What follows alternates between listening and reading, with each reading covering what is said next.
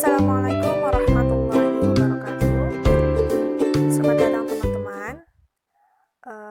Kami dari kelompok 4 yang beranggotakan 3 orang. Di sini kami akan membahas tentang pengembangan SDM dan macam-macam teknik penyajian pembelajaran bahasa asing. Pemateri pertama akan dijelaskan oleh Ahmad Miftah Farhat Rizky.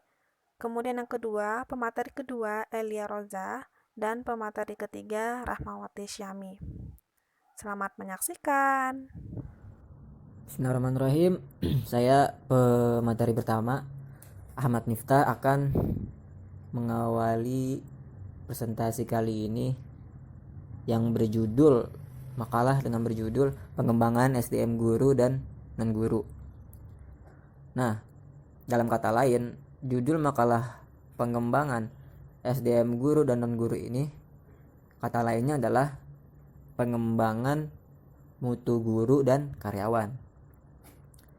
Nah, untuk mengawalinya kita bahas di 2 sub pertama, yaitu pengembangan secara in-house dan pengembangan secara in-school. Nah, sebenarnya di dalam pengembangan SDM ini itu terbagi dua jenis yang sudah saya sebutkan di awal. Jadi jenis pertama itu adalah pengembangan secara informal atau in-house, yaitu guru dan karyawan atas keinginan dan usaha sendiri melatih dan mengembangkan dirinya dengan mempelajari buku-buku atau literatur yang berhubungan dengan keterampilan dan keahliannya. Kemudian jenis kedua yaitu pengembangan secara formal atau in school, jalur sekolah, yaitu guru dan karyawan ditugaskan dari pihak sekolah untuk mengikuti pendidikan dan pelatihan atau disingkat diklat, baik yang dilakukan dari pihak sekolah itu sendiri maupun yang dilaksanakan oleh lembaga-lembaga pendidikan. Kita memasuki ke bagian pengembangan SDM guru dan non-guru di sekolah. Baik, untuk yang pertama yaitu kita membahas pengertian pengembangan itu sendiri. Arti sejatinya dari pengembangan itu ialah usaha mengurangi atau menghilangkan terjadinya kesenjangan antara kemampuan karyawan atau guru dengan yang dikehendaki organisasi. Untuk yang selanjutnya yaitu tujuan dari pengembangan. Antara lain, pertama, meningkatkan produktivitas kerja. Kedua, meningkatkan efisiensi tenaga dan hal-hal yang diperlukan. Ketiga, meningkatkan pelayanan pendidikan. Keempat, meningkatkan moral guru dan karyawan. Kelima, meningkatkan karir guru dan karyawan. Untuk bahasan selanjutnya yaitu metode-metode pengembangan guru dan karyawan. Nah, untuk kali ini metode yang dipakai ini sama halnya seperti metode-metode pembelajaran yang telah sama-sama kita pelajari. Lebih banyak yaitu metodenya yang dilakukan di dalam kelas. Contoh realnya adalah PPG. Namun satu contoh yang akan saya berikan metodenya yang terpapar dalam makalah yaitu yang disebut on the job, yaitu metode pengembangan yang dilakukan dengan cara guru dan karyawan ditempatkan langsung di tempat kerjanya, misalnya di dalam kelas atau micro teaching. Dan metode on the job ini terdiri dari 2 cara. Yang pertama, cara informal, yaitu pelatih menyuruh peserta, nah peserta di sini itu guru ya, untuk memperhatikan orang lain yang sedang melakukan pekerjaan atau sedang mengajar. Kemudian ia diperintahkan untuk mempraktekannya. Terus cara kedua adalah cara formal, yaitu peserta mempunyai pembimbing khusus. Biasanya ditunjuk seorang guru yang ahli atau senior.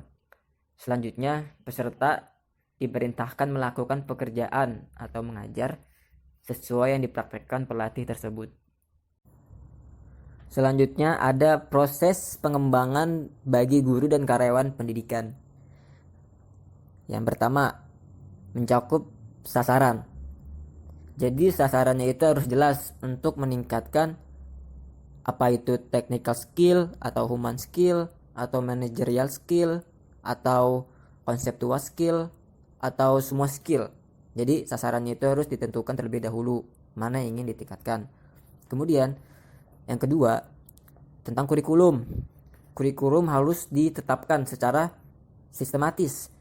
Jumlah jam pertemuan, metode pengajaran, dan sistem evaluasinya harus jelas agar sasaran dari pengembangan itu optimal. Dan yang ketiga tentang sarana. Nah, sarana itu mencakup tempat dan alat pendukung yang harus disiapkan dalam pelaksanaan pengembangan. Dan jangan lupa harus sesuai sasaran yang ingin dicapai. Dan selanjutnya itu tentang peserta. Pesertanya ini yakni ya guru, yaitu adanya syarat-syarat dan jumlah peserta yang dapat mengikuti pengembangan. Misalnya usianya harus berapa, jenis kelaminnya, pengalaman pekerjaan, dan latar belakang pendidikannya. Peserta pengembangan ini sebaiknya mempunyai latar belakang yang relatif homogen atau sama gitu. Dan jumlahnya ideal. Jangan terlalu banyak atau terlalu sedikit supaya kelancaran pengembangan terjamin. Dan selanjutnya tentang pelatih. Nah, pengangkatan pelatih atau instruktur harus berdasarkan kemampuan objektif secara teoritis dan praktis, bukan didasarkan kepada kawan atau saudara. Dengan pelatih yang qualified akan menghasilkan peserta pengembangan yang baik. Dan yang terakhir tentang pelaksanaannya. Pelaksanaannya itu yaitu proses belajar mengajar, yang artinya pelatih mengajarkan materi pelajaran kepada peserta pengembangan. Dan proses belajar mengajar ini diakhiri dengan ujian atau evaluasi untuk mengetahui sasaran pengembangan tercapai atau tidak. Selanjutnya ada manfaat pengembangan SDM dalam pendidikan. Ada beberapa manfaat yang bisa dirasakan. Secara umumnya yang pertama, adanya peningkatan produktivitas kerja, jelas. Yang mana bakalan tidak adanya pemborosan atau kesia-siaan. Dan juga terciptanya koordinasi yang lancar. Kemudian terwujudnya hubungan yang serasi antara atasan dan bawahan, yakni saling menghargai dan bawahan mempunyai kesempatan untuk bertindak objektif. Selanjutnya terjadinya pengambilan keputusan antara atasan dan bawahan yang lebih cepat dan tepat. Dan meningkatkan semangat kerja seluruh tenaga kerja dalam organisasi dengan komitmen organisasional yang lebih tinggi. Mendorong sikap keterbukaan manajemen melalui penerapan gaya manajerial yang partisipatif. Memperlancar jalannya komunikasi yang efektif, yang pada gilirannya memperlancar proses perumusan kebijaksanaan organisasi dan operasionalisasinya. Dan yang terakhir, penyelesaian konflik secara fungsional, yang nampaknya adalah tumbuh suburnya rasa persatuan dan suasana kekeluargaan di kalangan para anggota organisasi. Nah, itulah beberapa manfaat yang bakal dirasakan dengan adanya pengembangan SDM ini. Kemudian kita masuk ke pengembangan SDM guru dan karyawan secara in-house. Nah, berarti ini pengembangan secara informal ya. Yang tadi sebelumnya kan secara formal, yaitu di sekolah atau lembaga pendidikan. Nah, kalau yang ini sebenarnya ada berbagai macam nama. Ada yang menyebut in-house training atau in-service training atau in-service education atau upgrading.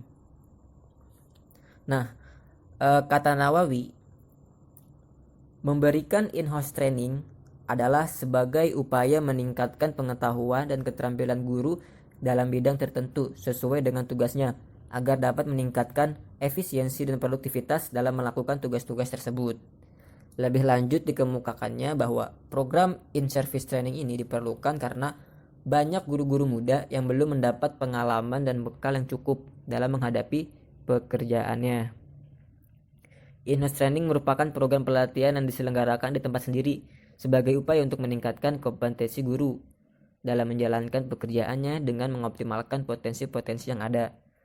In-house training merupakan jenis pelatihan yang dilaksanakan secara internal oleh kelompok kerja guru, sekolah, atau tempat lain yang ditetapkan sebagai penyelenggaraan pelatihan yang dilakukan berdasarkan pada pemikiran bahwa sebagian kemampuan dalam meningkatkan kompetensi dan karir guru tidak harus dilakukan secara eksternal, namun dapat dilakukan secara internal oleh guru sebagai trainer yang memiliki kompetensi yang lebih dari guru lainnya.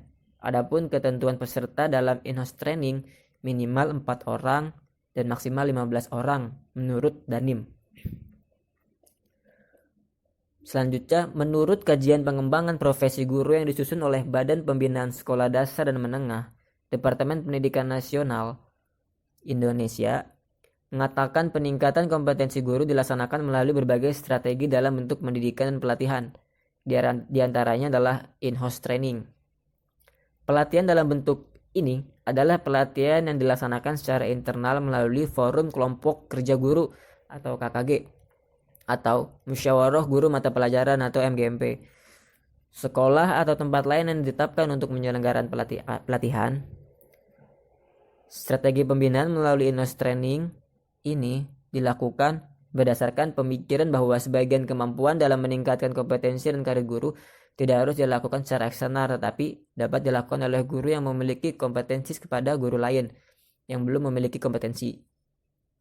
Melalui metode in-house training ini setidaknya diperoleh 2 keuntungan, yaitu pertama adalah murah jika dibandingkan dengan melaksanakan kursus yang mengundang narasumber tertentu. Kedua, pelatihan dapat dilakukan secara lebih fokus dan lebih nyaman karena dilakukan di lingkungan tempat para peserta pelatihan bekerja dengan contoh-contoh kasus yang langsung dapat diatasi pada saat bekerja.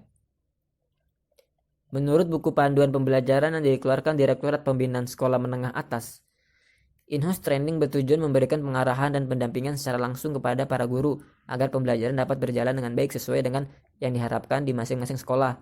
Lebih khususnya, in-house training bertujuan memberikan pengarahan dan pendampingan secara langsung di kelas kepada guru pelaksana program pembelajaran, yaitu membantu guru dalam A. Mempersiapkan, mengembangkan, dan operasionalisasi rencana pembelajaran.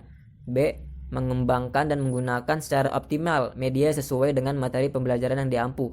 C. Mengatasi kesulitan atau hambatan secara langsung di kelas atau di luar kelas sesuai dengan substansinya. D. Mengembangkan perangkat evaluasi pencapaian hasil belajar siswa. E. Merancang pengembangan pembelajaran di masing-masing sekolah sesuai dengan kebutuhan guru. Untuk proses pengembangan SDM secara in-house ini, menurut Bernardin dan Russell, itu meliputi pertama, penilaian kebutuhan, kedua, pengembangan, dan ketiga, evaluasi.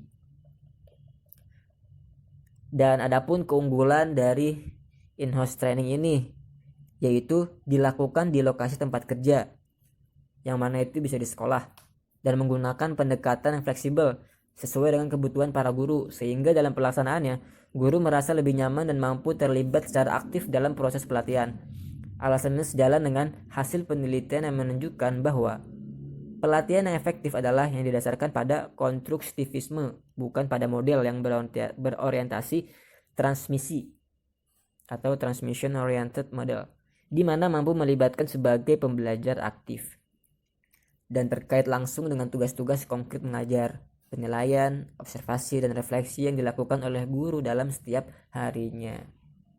Untuk yang selanjutnya yaitu in-house training untuk mengembangkan kompetensi guru menyusun perangkat pembelajaran atau RPP. Fenomena guru dewasa ini masih banyak guru yang belum memahami secara baik tentang mekanisme penyusunan RPP. Sebagaimana dipersyaratkan, akibatnya kita banyak menemukan RPP guru yang merupakan hasil copy-paste dari guru atau sekolah lain yang kemudian digunakan di sekolahnya. Oleh karena itu, salah satu cara yang bisa menjadi wadah dalam mengatasi permasalahan tersebut adalah melakukan in-house training tentang penyusunan RPP. Hasil penelitian membuktikan bahwa in-house training ini memberikan dampak yang positif terhadap kemampuan guru dalam menyusun RPP. Dan untuk yang terakhir, mengenai in-house training ini adalah dapat meningkatkan kompetensi guru dalam menyusun karya ilmiah. Salah satu aspek pengembangan guru yang perlu ditingkatkan adalah aspek keprofesian di bidang penelitian. Dalam hal ini adalah penelitian tindakan kelas atau PTK. Namun ada juga yang lain, yaitu dengan melakukan penelitian pendidikan atau menulis karya ilmiah yang terpublikasi sebagai kebutuhan yang sangat esensial bagi guru. Guru tidak dapat mengelak dari tuntutan ini karena terkait dengan profesionalnya seorang guru. Hal ini tertuang dalam Peraturan Menteri Negara Pendayagunaan Aparatur Negara dan Reformasi Birokrasi Nomor 16 Tahun 2009 tentang jabatan fungsional guru dan angka kreditnya, bahwa pengembangan keprofesian berkelanjutan merupakan pengembangan kompetensi guru yang dilaksanakan sesuai dengan kebutuhan, bertahap, berkelanjutan untuk meningkatkan profesionalitasnya, yang meliputi pengembangan diri, publikasi ilmiah, dan karya inovatif.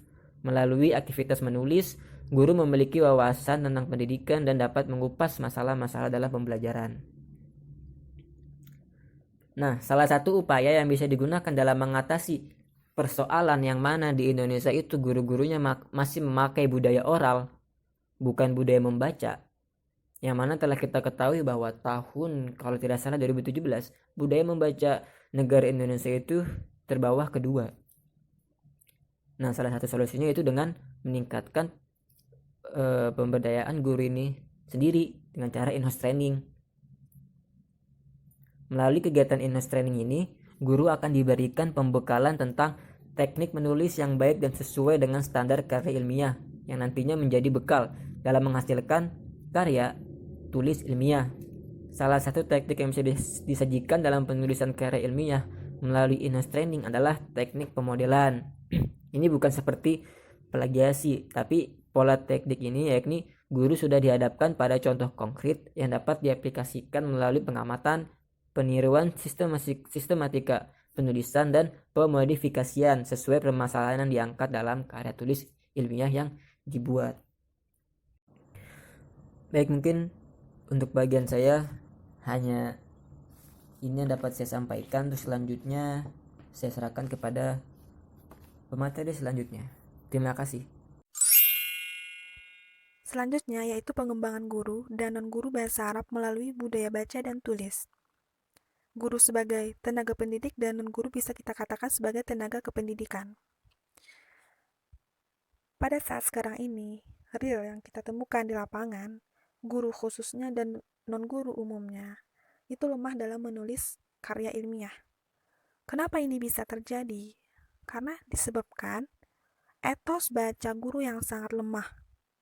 Ini sesuai dengan teori, membaca sedikit pasti akan menulis lebih sedikit. Juga sejalan dengan istilah Chomsky, ada kompetensi dan performansi, atau dalam bahasa Arab ada al-ada wa al-kifayah. Permasalahannya sebetulnya, beban kerja mengajar guru yang terlalu banyak, yaitu 24 jam pelajaran. Ditambah juga ada beberapa guru yang menambah jam tambahan di luar atau mengadakan privat, contohnya lagi. Serta juga mungkin guru itu mengadakan hubungan sosial dengan masyarakatnya dalam bentuk pengajian dan lain-lain sebagainya. Dengan banyaknya atau sibuknya guru dalam mengajar, dalam yang lainnya, sehingga tidak sempat membaca. Siapa yang salah di sini? Yang pertama ya otomatis gurunya sendiri. Kenapa guru yang salah? Karena dia tidak dapat membagi waktu dengan baik. Waktu mengajar dan waktu membaca. Ya, kemudian siapa? Kemudian sekolah sebagai pelaksana pendidikan, serta pemerintah sebagai pemangku kebijakan. Jadi apa solusinya agar guru itu berkembang dengan budaya baca dan tulis? Yang pertama, dari diri guru tersebut. Guru dan non-guru itu harus dibudayakan membaca banyak dan harus banyak membaca. Kemudian apa? Kemudian sekolah menyediakan fasilitas yang cukup agar budaya membaca dapat terselenggara dengan baik. Apa bentuk fasilitas yang harus disediakan? Yang pertama, misal dengan membuat kebijakan jam atau hari baca, kemudian juga mengadakan perpustakaan, kemudian dengan mengadakan referensi buku terbaru. Sehingga apa? Sehingga kualitas tenaga pendidik dan tenaga kependidikan dapat dicapai dengan maksimal. Sehingga guru dan non-guru itu dapat berkembang, dapat berkembang dan berkualitas tentunya. Ditambah lagi dengan pada zaman sekarang, zaman udah modern. Apapun yang kita mau dapat kita cari, kita searching. Sehingga tidak ada alasan bagi guru untuk tidak membaca.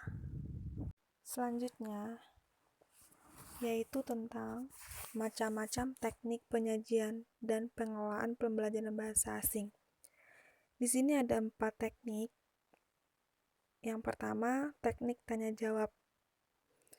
Nah, teknik tanya jawab dalam pembelajaran bahasa Arab ini merupakan teknik yang paling tua selain metode teknik ceramah ya. Teknik ceramah. Nah, teknik ceramah ini semua teknik itu tentunya akan memiliki kelemahan dan kelebihan tentunya kan ya.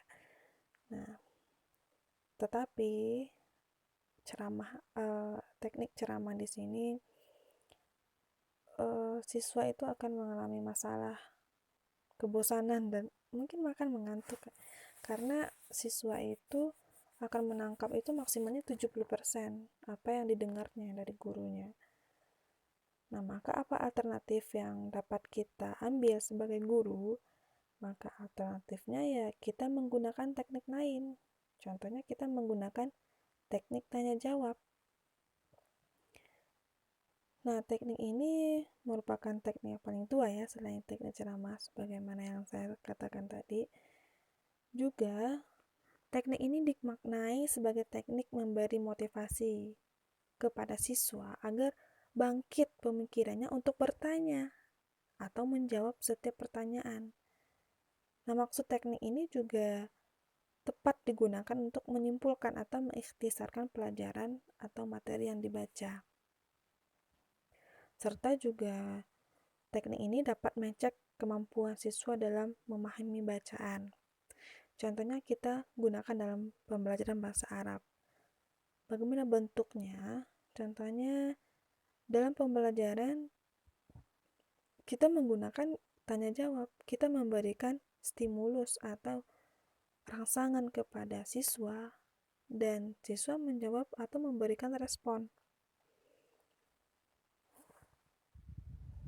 Tentunya setiap teknik itu mempunyai kelemahan dan kelebihan. Di antara kelebihannya itu kelas menjadi hidup karena adanya komunikasi atau interaksi antara siswa dengan guru atau siswa dengan siswa. Nah, partisipasi siswa lebih besar karena tadi dia membangkitkan kemampuan berpikirnya itu. Kemudian siswa perhatiannya lebih tinggi dan anak belajar secara lebih aktif gitu, belajarnya lebih aktif. Kemudian kelemahannya yaitu kelancaran pembelajaran seringkali agak terhambat. Ya mungkin karena faktor siswanya mikir dulu kan, baru mau jawab gitu, mungkin membutuhkan waktu. Kemudian jawaban siswa ada kalanya menyimpang.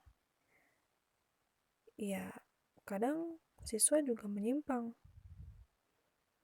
jawabannya, mungkin tidak sesuai dengan apa pertanyaannya.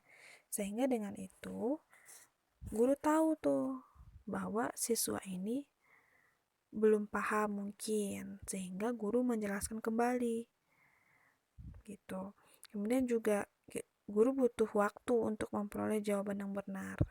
Ya, seperti yang dikatakan tadi, siswa itu berbeda-beda dan tingkat pemahamannya itu juga berbeda-beda, ada yang cepat, ada yang lambat. Sehingga guru agak lama dalam memperoleh jawaban yang benar dari siswanya. Baiklah, selanjutnya saya Rahmawati Syami. Saya akan menjelaskan tentang teknik dengar ucap, kemudian teknik latihan dan pengulangan, dan teknik diskusi dalam pembelajaran bahasa Arab. Langsung saja pada poin yang pertama itu ada teknik dengar ucap dalam pembelajaran bahasa Arab. Teman-teman, teknik dengar ucap dalam bahasa Arab dan bahasa-bahasa lainnya itu sudah menjadi teknik yang diterapkan di berbagai lembaga pendidikan, misalnya di MI atau di MTS dan lain sebagainya, terutama terkait dengan dua kemahiran ya. Yang pertama yaitu menyimak dan yang kedua yaitu berbicara. Nah, teman-teman, teknik dengar ucap ini dapat melatih siswa untuk mendengar dan kemudian menirukan. Instruksi yang dapat digunakan dalam teknik ini adalah ulang ucap, ulang ucap. Contohnya, guru memperdengarkan kata atau kalimat dalam bentuk video atau audio, kemudian siswa mengucapkan apa yang telah diperdengarkan. Teman-teman, perlu kalian ketahui bahwa keterampilan menyimak ini sangat penting ya, karena keterampilan menyimak ini adalah modal dasar yang sangat penting untuk mempelajari keterampilan-keterampilan bahasa selanjutnya. Nah, teknik dengar ucap ini lahir karena ketidakpuasan terhadap metode konvensional dan metode langsung. Metode konvensional ini adalah metode pembelajaran tradisional atau disebut juga dengan metode ceramah. Nah, nama lain dari teknik ini adalah metode bahasa. Pada mulanya, teknik ini bernama teknik tentara karena pertama-tama itu dieksperimenkan pada tentara Amerika yang belajar bahasa asing karena ada tugas keluar negara Amerika dalam mengemban tugas setelah Perang Dunia Kedua. Dan di sini ada beberapa asumsi ya. Teman-teman bisa lihat di makalah ada beberapa asumsi terkait dengan teknik dengar ucap. Yang pertama, bahasa adalah ucapan, sementara ucapan adalah lambang dari ucapan.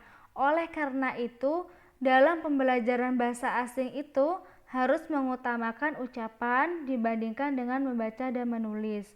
Yang kedua, asumsi yang kedua, yaitu pembelajaran bahasa asing harus mengikuti urutan pembelajaran tertentu, yaitu istima, kemudian kalam, kemudian qiraah dan kitabah.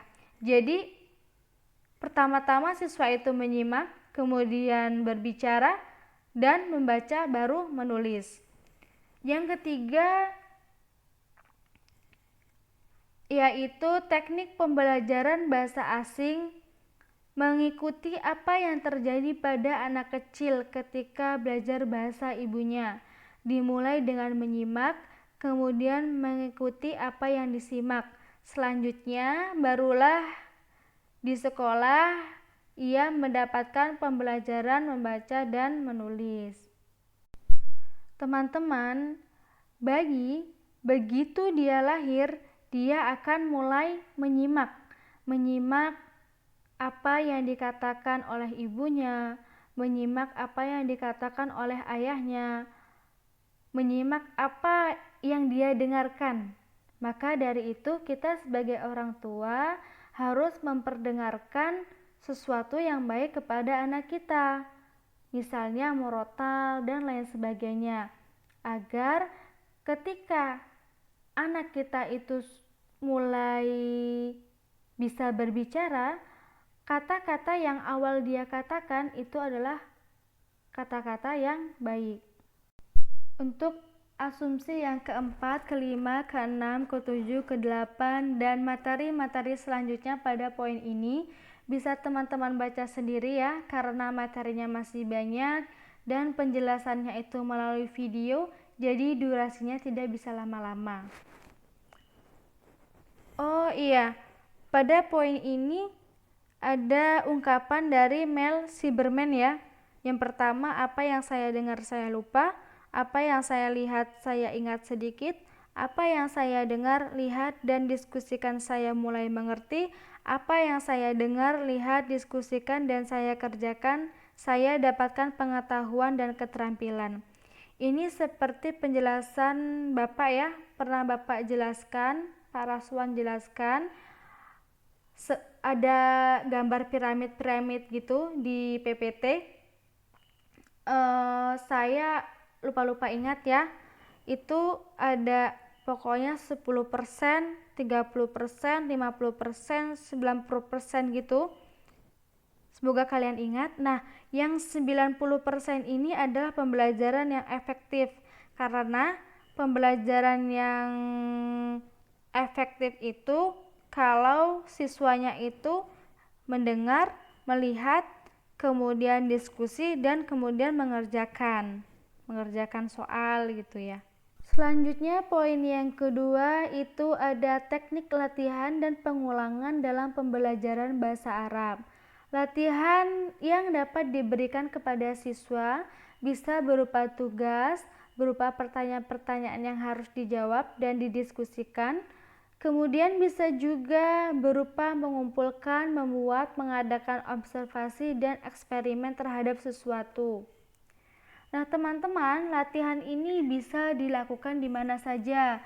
Di dalam kelas misalnya, halaman sekolah, perpustakaan, kebun, rumah, dimanapun juga bisa.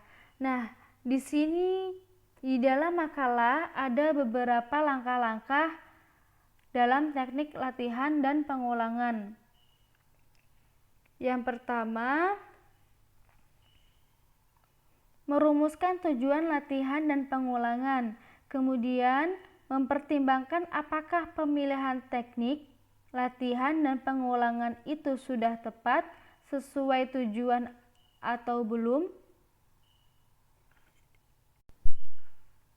Yang ketiga, merumuskan latihan yang jelas dan mudah dimengerti. Yang keempat, memilih bentuk latihan yang dipilih. Yang kelima, menyiapkan evaluasi latihan untuk mengecek ya, apakah sudah mencapai target ataukah belum. Dalam latihan mengenai susunan kalimat misalnya, dapat dilakukan berbagai macam latihan, yaitu guru memberikan pertanyaan, kemudian guru memilih siswa untuk menjawab pertanyaan, guru mengulang jawaban siswa, dan seluruh kelas mengulangi kembali sebagaimana yang telah guru lakukan. Kemudian ada juga siswa diinstruksikan agar menggabungkan dua kalimat agar menjadi satu kalimat dengan menggunakan kata penghubung. Kemudian ada lagi siswa diinstruksikan agar menentukan sebuah kata di tempat yang tepat dalam sebuah kalimat. Ada juga yang siswa diinstruksikan agar melengkapi kalimat dengan cara yang tepat, dan lain sebagainya. Kemudian poin yang ketiga ada teknik diskusi dalam pembelajaran bahasa Arab. Teknik diskusi ini dilakukan agar pembelajaran menghasilkan interaksi antara siswa dengan guru, guru dengan siswa, dan siswa dengan siswa. Siswa harus berpikir agar mampu menemukan jawaban atas setiap pertanyaan yang diberikan kepadanya. Nah, dalam diskusi, siswa itu akan menjadi semakin tertarik belajarnya karena ia terlibat langsung dalam pembelajaran. Dengan adanya diskusi juga, guru akan mampu menemukan, akan tahu sejauh mana siswa telah memahami dan menguasai suatu materi untuk dijadikan umpan balik dalam menentukan apakah pembelajarannya perlu diperlambat karena kemampuan daya serap siswa yang kurang cepat, ataukah sebaliknya siswa terlalu cepat paham dan guru harus segera melanjutkan materi selanjutnya.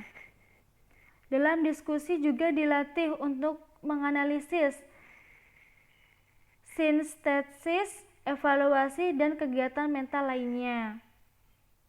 Nah, setiap teknik pembelajaran itu pasti memiliki kelebihan dan kelemahan. Nah, kalau untuk teknik diskusi ini, kelebihannya yang pertama dapat mengembangkan kemampuan cara berpikir ilmiah, seperti menggali pertanyaan, mencari jawaban, dan menyimpulkan.